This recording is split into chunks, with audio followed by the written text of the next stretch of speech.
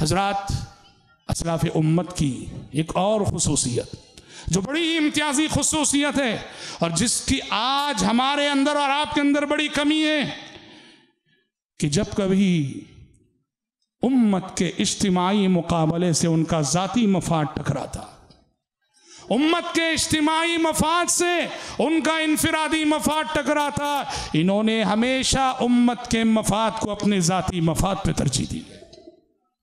उम्मत के इज्तिमाई मफादात की खातिर अपनी चाहत की कुर्बानी दी, अपने ओहदे की कुर्बानी दी, अपने फ़ायदों की कुर्बानी दी, अपने मफादात की कुर्बानी दी। कभी अपने ज़ाती मफाद के लिए उम्मत के इज्तिमाई मफादात को कुर्बान नहीं किया। अल्लाहु अकबर। हमारी तारीख़ ने कैसे कैसे वाक़ियात याद रखे। अभी हमने जिक्र किया हज़रत अली रज़ी अल्लाह अन्हु और हज़रत मुआविया रज़ी अल्लाह अन्हु, दोनों में कुछ गलत फहमियों की बुनियाद पर, यहूदी साजिशों की बुनियाद पर जंग चल रही थी जिसे जंग सिफ़ीन कहा जाता है। वक्त का एक ईसाई हुक्मरान, ईसाई बादशाह, उसने मुसलमानों के इन इख्तिलाफात से फ़ायदा उठाना चाहा और चाहा कि अमीर मुआविया रज़ी अल्लाह अन्हु की तायीद करे। उसने अमीर मुआविया रज़ी अल्लाह अन्हु को ख़त लिखा और हज़रत अमीर मुआविया के हक़ में पैगाम भेजा कि पता चला है कि अली से आपकी जंग चल रही है और अली ने आपके साथ ऐसा किया है, अगर आप इजाज़त दें मैं आपकी मदद करने के लिए फ़ौज लेकर आ सकता हूँ, मैं आपकी मदद के लिए फ़ौज लेकर आ सकता हूँ। तारीख़ ने याद रखा है और तारीख़ में सुनहरे हुरूफ से ये जुमला लिखा गया है। अमीर मुआविया रज़ी अल्लाह अन्हु ने रूम के इस बादशाह को जवाबी ख़त लिखा और उसका आगाज़ किया था, या कल्बर रूम, या कल्बर रूम, ए रूम के कुत्ते। क्या याम थे वो, क्या दौर था वो, क्या ज़माना था वो जहाँ हमारी वो हैसियत थी, जहाँ हम इस मुकाम पे थे। अल्लाहु अकबर। या कल्बर रूम, ए रूमी कुत्ते। अली और मेरा मसला ये हमारा अंदरूनी और ज़ाती मसला है। अगर तूने हमारे दरमियान मुदाखलत की कोशिश की तो याद रख कि मैं अली की फ़ौज का अदना सिपाही बन के तुझसे लड़ूंगा, अली की फ़ौज का अदना सिपाही बन के तुझसे लड़ूंगा। ये बहुत बड़ी खुसूसियत थी। उम्मत का मफाद जहाँ आता था वो अपने मफादात को भूल जाया करते थे। देखिए हसन बिन अली रज़ी अल्लाह अन्हु प्यारे नबी सल्लल्लाहु अलैहि वसल्लम के नवासे रसूल, प्यारे नबी सल्लल्लाहु अलैहि वसल्लम ने बचपन में इनके सिलसिले में एक पेशन गोई फरमाई थी। जब आप खुतबा दे रहे थे, हज़रत हसन जो छोटे से थे, सुर्ख जोड़ा पहने हुए आइन खुतबे की हालत में प्यारे नबी की तरफ बढ़ रहे थे। नाना ने अपने नवासे को आते हुए देखा। प्यारे नबी सल्लल्लाहु अलैहि वसल्लम का दिल मोहब्बत के जज्बात से सरशार हो गया।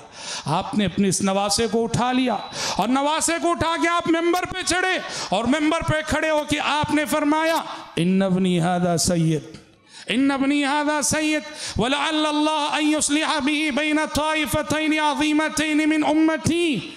मेरा ये बच्चा सरदार है, मेरा ये बच्चा सरदार है। मुझे उम्मीद है कि अल्लाह रब्बुल आलमीन मेरे इस बच्चे के ज़रिए से मेरी उम्मत के दो लड़ते ग्रोहों में सुलह करवाएगा। ये पेशन वही आप सल्लल्लाहु अलैहि वसल्लम ने फरमाई थी और कैसे पूरी हुई। जैसे अभी हमने कहा, जमल और सिफ़ीन का माहौल जब बना, उम्मत दो हिस्सों में बट गई थी।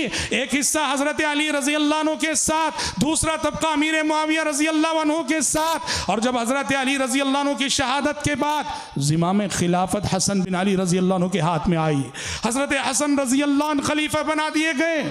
हज़रत हसन ने देखा कि उम्मत का एक धड़ा इनके साथ है, इन्हें खलीफा मान रहा है, तो उम्मत का दूसरा धड़ा अमीर मुआविया रज़ी अल्लाह अन्हु के साथ है।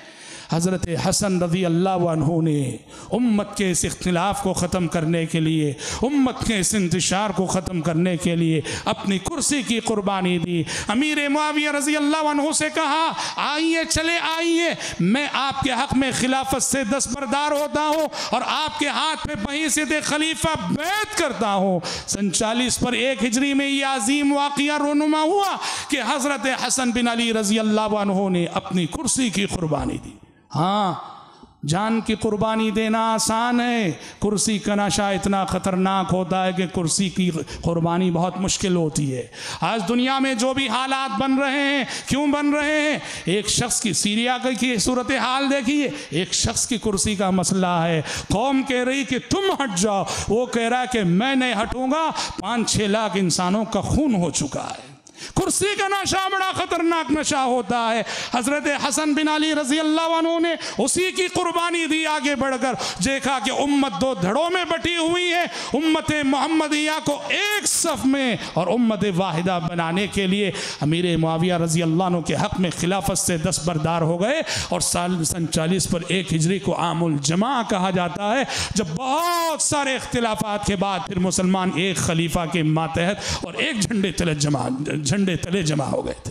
ये खुसूसियत थी उन नस्लों की कि उन्होंने हमेशा उम्मत के इज्तिमाई मफादात का तहफ़्फ़ुज़ किया। और जब भी इनफिरादी और इज्तिमाई मफादात में टकराव होता था तो इनफिरादी मफाद को कुर्बान करते थे, न कि इज्तिमाई मफाद को।